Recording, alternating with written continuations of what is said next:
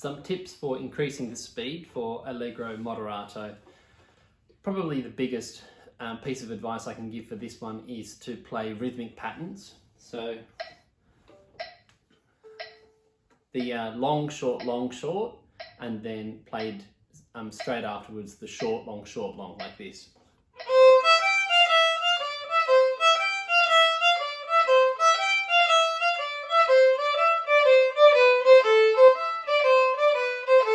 And now the short, long is just the opposite.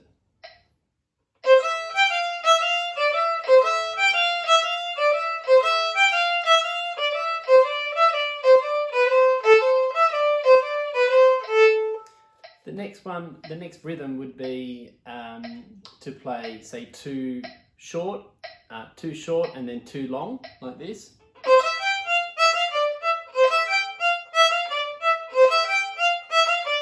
And then do the opposite.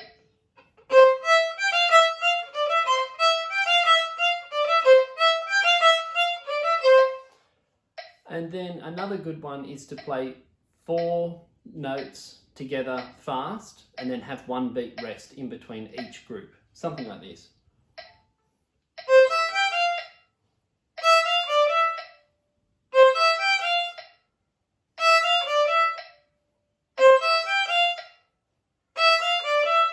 And this can be really helpful for the difficult sections as well.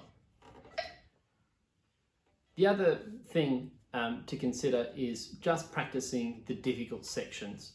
So the parts where you've got shifting, for instance in bar 9,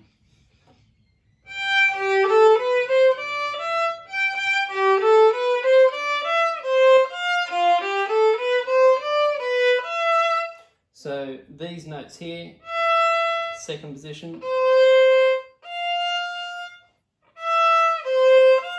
practicing those 3 notes would be very beneficial.